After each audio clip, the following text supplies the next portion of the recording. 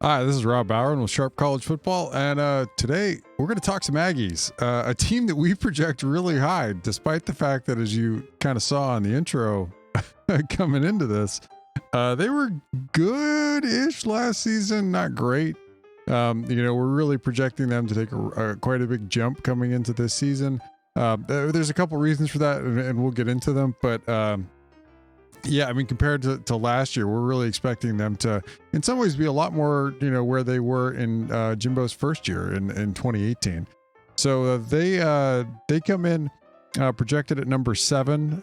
That's that's not even, clearly there's still Alabama out there. There's still some teams in the SEC West ahead, but A&M they invested a lot of money to bring in Jimbo Fisher after Kevin Sumlin. And it worked out for Fisher, I mean, because it really was not working at Florida State in the end. Right now, coming into this year, they've had some ups and downs, a pretty good offense in his first season there, a real big fall off, last year on offense, and it looks like, with everything that they're bringing back potentially that, they could be set up for some big improvement this year. They've recruited exceptionally well, on their 2-year rolling recruiting average. That certainly helps when we do the projections. So I think when you look at this team, we're not the only, folks that are high on what A&M could potentially be, but there are some watch outs here. I mean, Kellen Mond was good, not great last season. The offensive line was, not great last season, particularly in pass protection. So there is, while there's some optimism here in some ways with A&M, as I think of, if you think of like a projection and where their confidence interval might be, and the way I talk about these projections, I think it is very useful to do these projections with the model to grade everybody basically using the same metrics and then to project off that.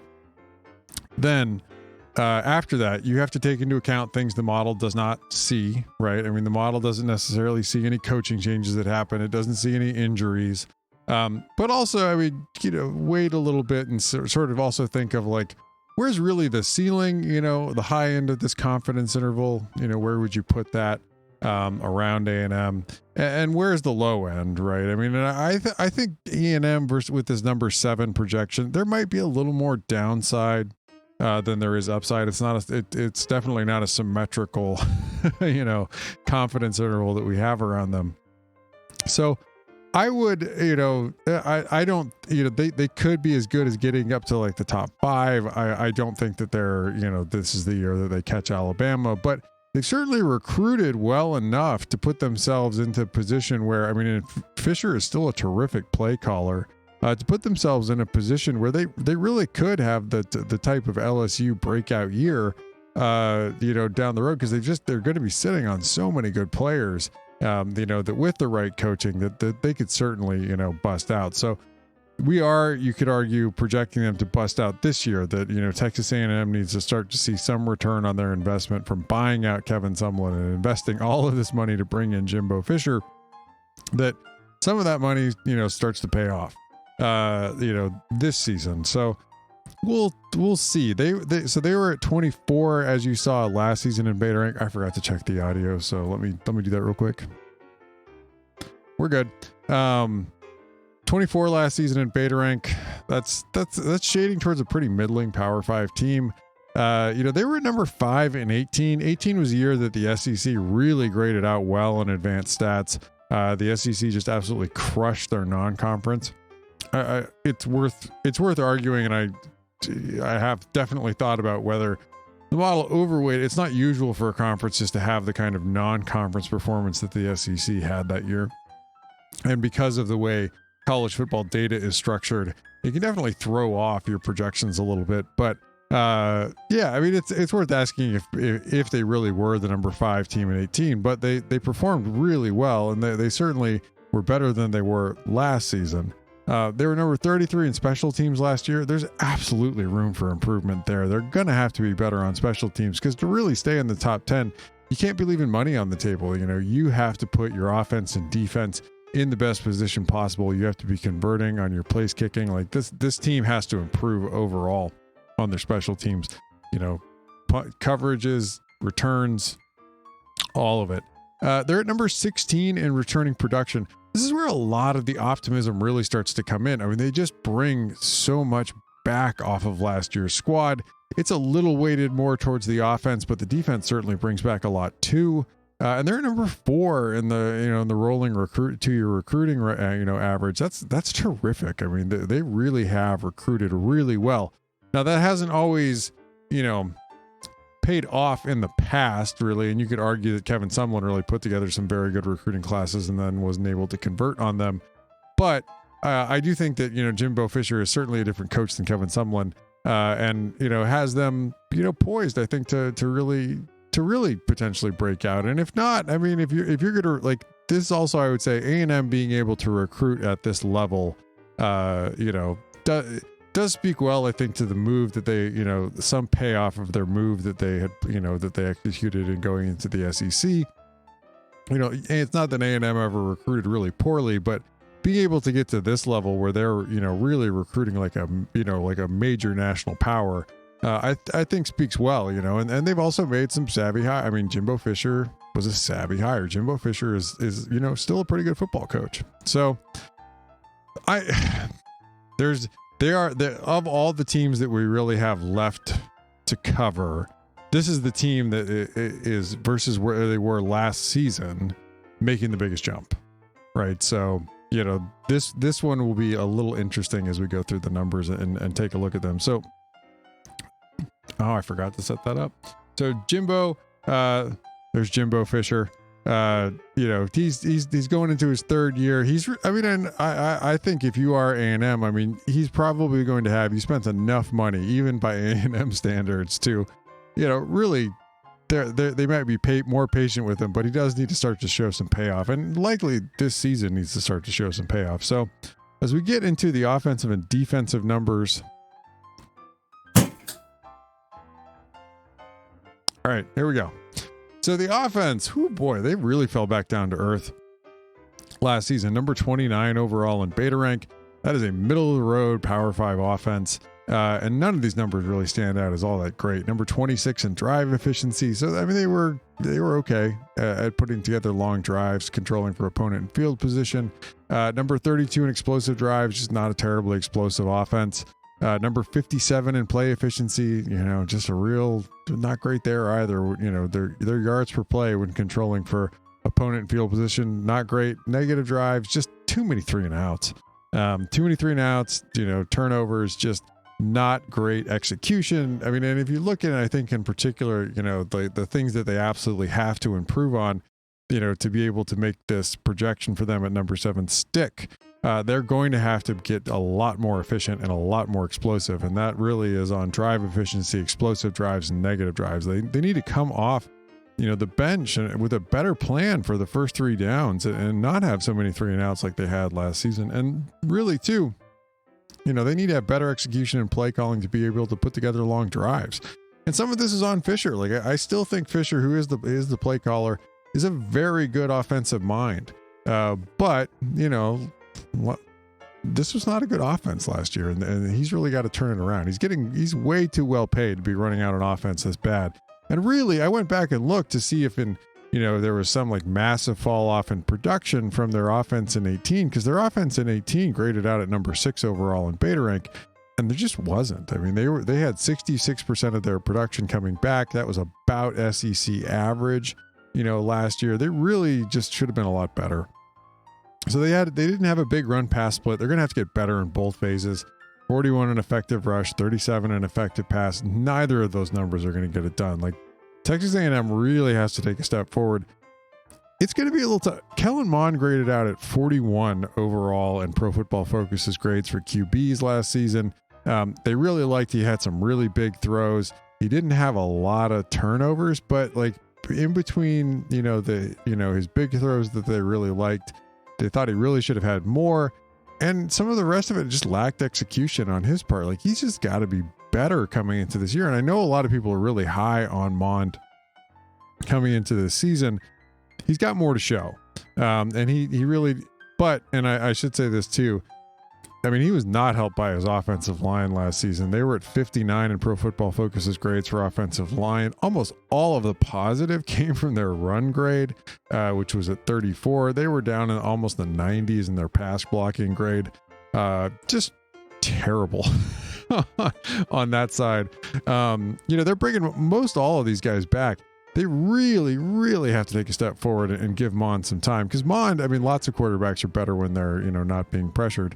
Mond, if he has an opportunity to set his feet and get through his progressions, should grade out better than he did at 41 last season.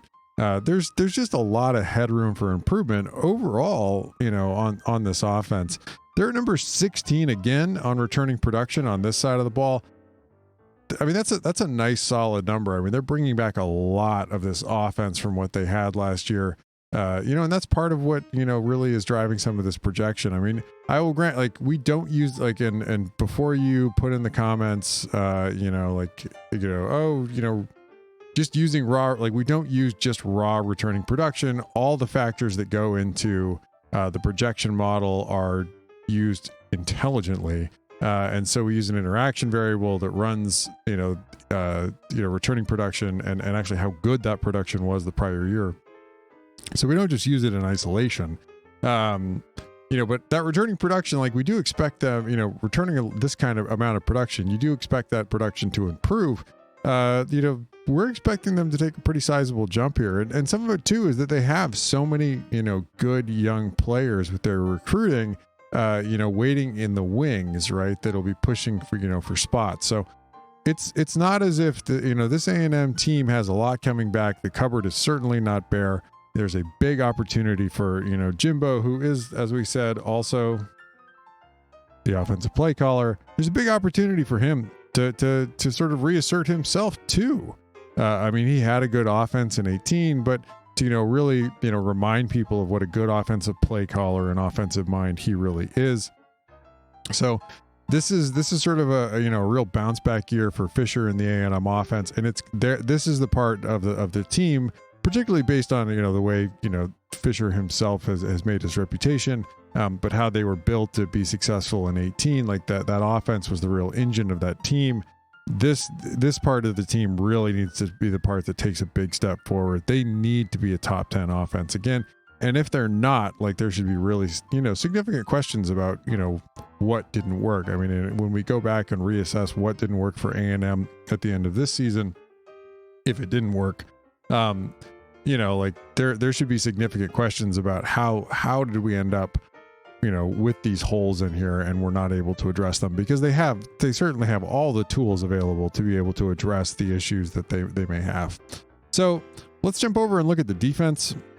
I mean, it's good. I mean, 17 overall in beta rank. That's not great, but it is good. I mean, it's funny because on a lot of cases, we projected Penn State. It was the last team we covered, also to take a little bit of a jump and improve. But with Penn State, they've kind of been a little closer to the top 10 than this number here at 17. I mean, this is a good, not great. I mean, you really want to be a lot better than this, even if, particularly at A&M, the way they've recruited. Their drive efficiency number at 20, I mean, it doesn't really jump out to you all that much. I mean, you could put together some long drives against this team. Explosive drives, again, they did struggle sometimes to cover and not give up big plays.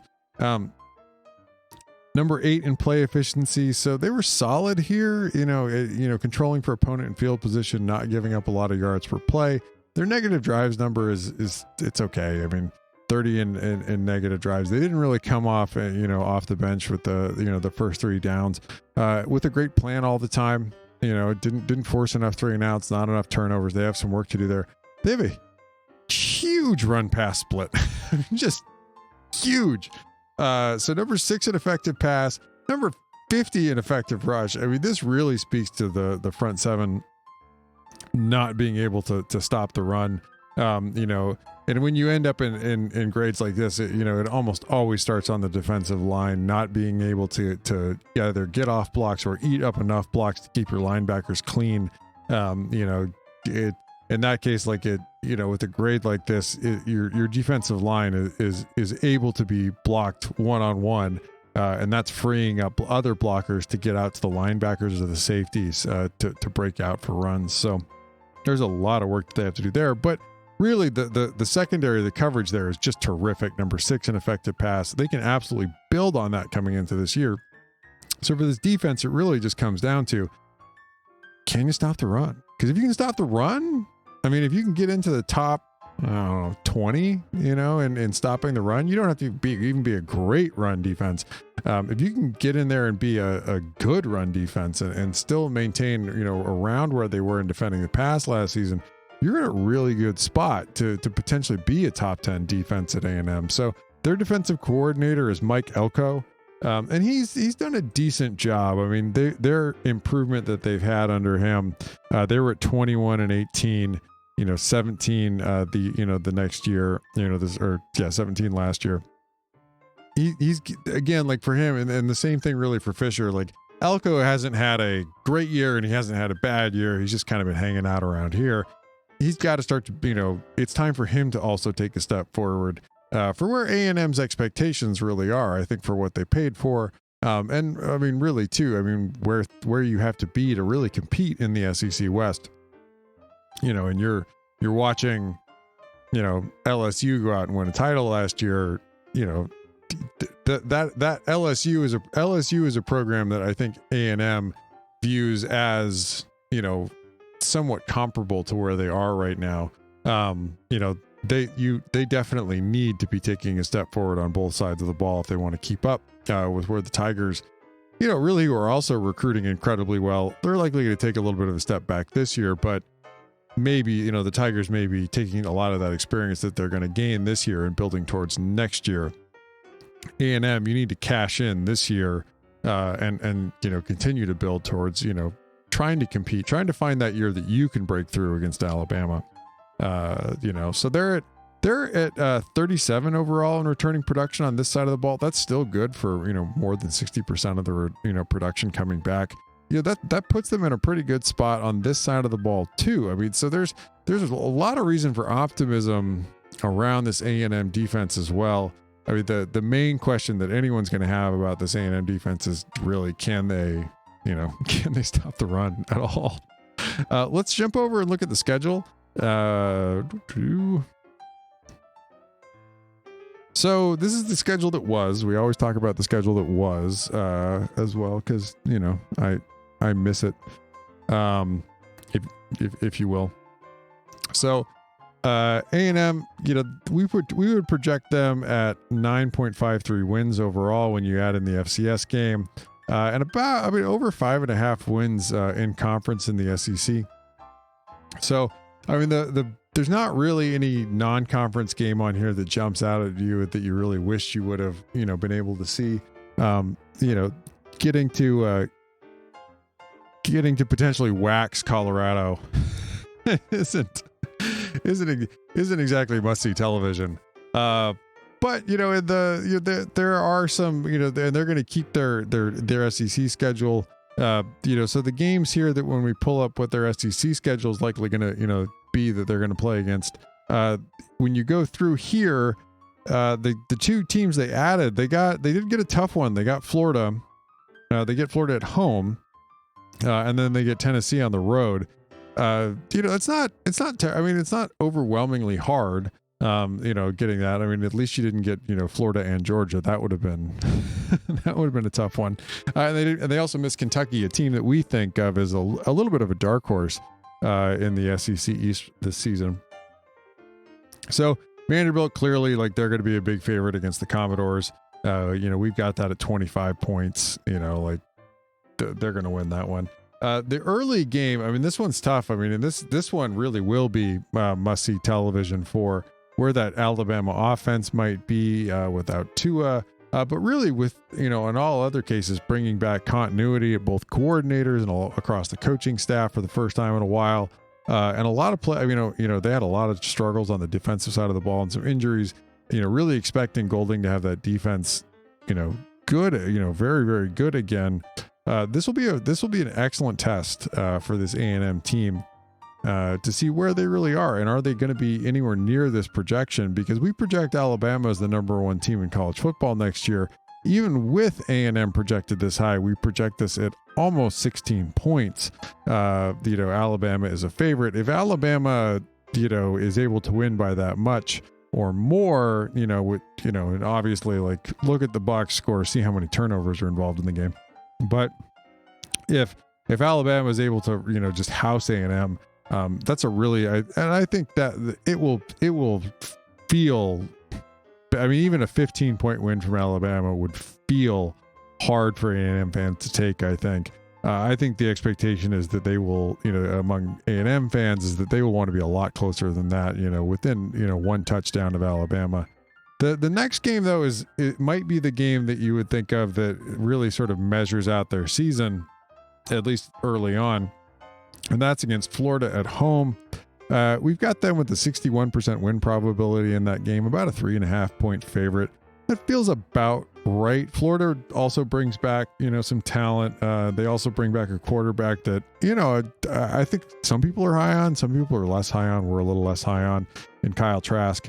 But a guy that, has a lot of the same questions that Mond has, and uncertainty coming into this season, is going to have to take a step forward. So this will be another fun game to see, and a game that we project to be really tight.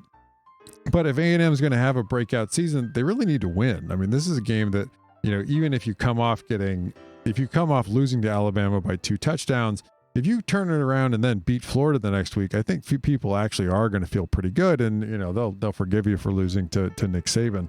The next game, Mississippi State, we've got them at about a 10.5 point favorite. That feels about right. As we've talked about on this, the Mississippi State team this season is going to depend a lot on, whether they can keep KJ Costello clean. I think it's going to be tough against SEC defenses.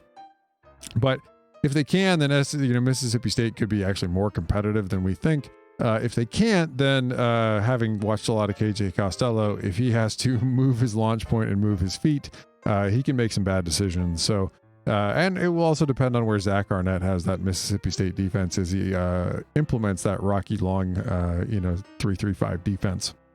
But Arkansas, we expect A&M to be a big favorite in that game.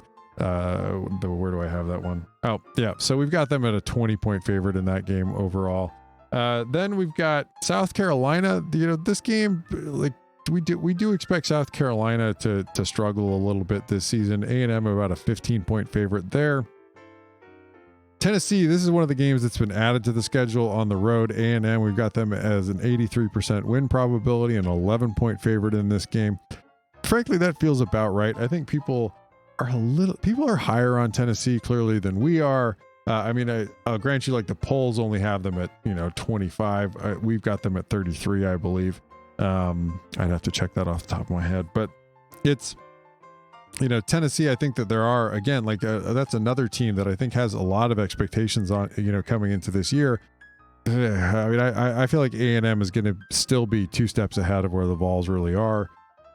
Ole Miss, feels a little bit like Mississippi State all over again. It depends on where they are with Lane Kiffin, and we expect Matt Corral to end up being the starter, in the offense that Kiffin's going to run. But about 10 points feels about right. It could end up being more if they struggle a little bit with the implementation and switching over from what they were doing. LSU, this is where it starts to get into the games that, like the Alabama and the Florida game, if they can get through the middle part, which gets a little softens up a little bit, middle part of their schedule, Mississippi State, Arkansas, South Carolina, Tennessee, and Ole Miss, if they can reel off wins in those games, people are going to be feeling pretty good, especially if you can get a 1-1 split against Alabama and Florida. If you're coming into LSU and Auburn then with 1 loss, like, people are going to be feeling really good in College Station. And then it really is going to be crunch time, because those games are going to be a lot closer. And A&M we project is just a slight favorite over LSU. LSU, of course, is like the flip of A&M. Like, they bring hardly anyone back, and they're replacing a lot, coming into the year. But they were exceptional last season, of course.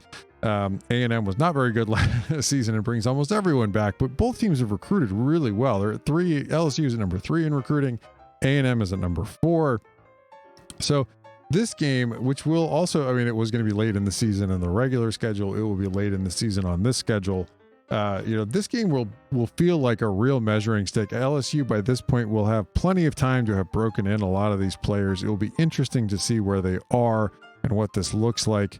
I would give A&M the slight nod here, if only because they just bring so much back, but we will see. This game projects to be close. I think it will be close. Auburn, then, another game that we project to be quite close. This game will be on the road. About 2.5 A&M is a favorite. That feels about right. We have a lot of questions about Bo Nix and whether this Auburn offense can really bounce back. They're relying on Chad Morris to really turn it around and get them going again. And they're going to have to. They haven't been a great passing team at any point under Gus Malzahn, and it will be interesting to see if they can get it going enough, or if they can be dominant enough running the football to really do it. They were just excellent on defense last season. They do have some talent to replace, particularly on the defensive line. You can actually check out. We've previewed almost all of these teams at this point. Actually, I think the only team we haven't run the preview on as we do this A&M preview, the only team we haven't previewed on this schedule is Alabama. So you can go to Sharp College Football on our YouTube page and find all of these previews to go look at us previewing these other teams coming into this year. So let's go ahead and look at let's go ahead and wrap this up for A&M. So, and this is where the audio has gotten. It's going to take a second. There's a little bit of a lag on where we are with the stream to Periscope, which is what I'm listening to when I check the audio here. So it hasn't quite caught up to where I am, which is obnoxious, I know.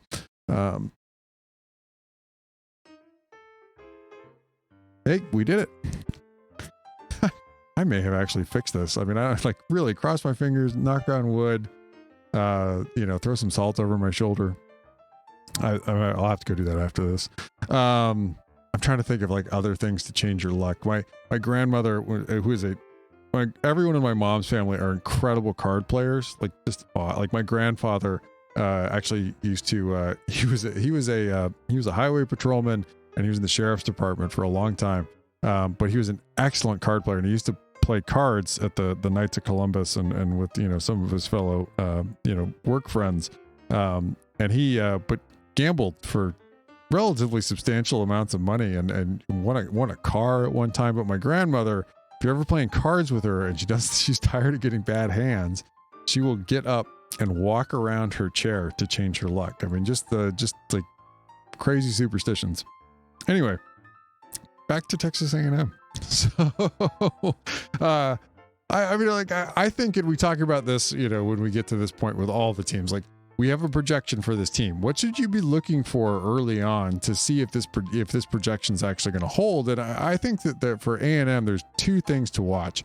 On the offense, we need to watch the offensive line. They need to be a lot better in pass protection. If they're better in pass protection, it's going to open up the offense. It's going to allow Mond to be a better passer. It's going to make that passing attack, much more efficient. And I think even then open things up in the run game for them. If they are struggling and teams don't have to send extra rushers to bring pressure, they're going to be in a lot of trouble. So they really need to have this offensive line step up and improve where they were, defending the pass. This is handy because sometimes we'll tell you look for the wide receivers improving or look for the pass coverage. And you know what? You'll actually see this. You can see this you don't need the all 22. You could see if the offensive line's doing their job.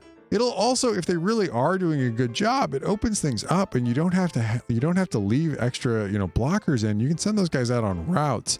And if Mon can, continue to improve on his reads, then that opens things up too. So a lot of this is going to depend on what they can do offensively on how the offensive line improves.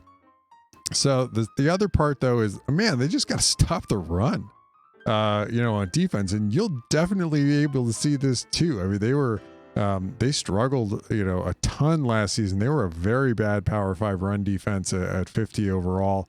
So this is where it's going to have to, work there. So is the defensive line either getting off blocks and stopping on the run on their own, or eating up enough blocks to keep the linebackers clean and the safeties clean so they can come downhill and clean it up?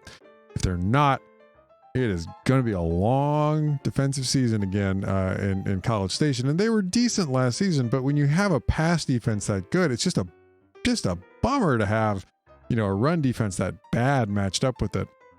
So if they're able to maintain that pass defense and to defensive grade, and that also might be part of it, is they need that pass defense again to be really good. Maybe they don't have to be as high as number 6, but if the run defense makes a big jump, you don't want the pass defense to fall back.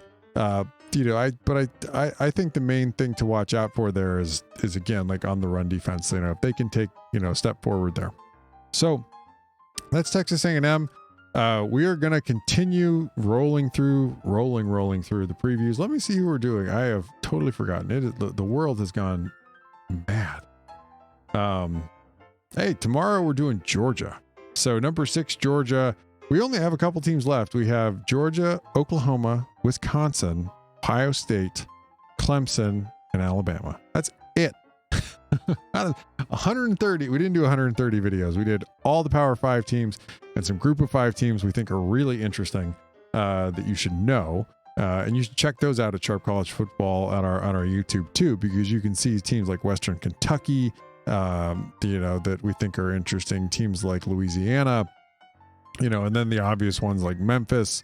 Navy could be interesting this year, although we're look at where their projection is and then subtract Malcolm Perry, and we might have, Navy might be a little high, which is weird. Which is somewhat that we really did try to correct for underrating the service academies, which a lot of projection models absolutely do. Anyway, so go check those out. But we're closing in on the end of this, even as we approach what may be the beginning of college football season. One of the first week games has already been moved to the end of the season. Anyway, so we're excited to keep rolling through these. We'll be doing the Bulldogs tomorrow. I'm excited. We are going to talk about the ditch that the Bulldog offense ended up in last year, and the new offensive coordinator that's coming in, hopefully pull them out of it, because Georgia just has too much talent to just waste on bad offense. Anyway, so let's wrap it up with so you can find all the stats you saw and a whole lot more. A whole lot more at sharpcollegefootball.com. It's all organized. We use Google Data Studio there. You can sort through, look at only your team, compare them against other teams in your conference. You can pull up and look at a team comparison tool that will put teams side by side and look at their metrics, along with the projected spread on a neutral field, as well as a win probability on a neutral field. All of that is there. I'm Rob Bowron. I'm the econometrician behind BetaRank. I tweet out from @BetaRankFB. You can also find me. I tweet out from @SharpCollegeFootball. And if we really do start a college football season, then I will be unleashing the army of bots, Python bots that I have created that actually just tweet out college football advanced stats from that account all season. We have a Pac-12 podcast at 12 Pack Radio, and you can find all the back episodes of that at sharpcollegefootball.com/12 Pack Radio. Thank you so much for tuning in. We will happily see you tomorrow. Please stay safe out there. Be sane, stay safe, and we'll see you tomorrow to cover the Bulldogs.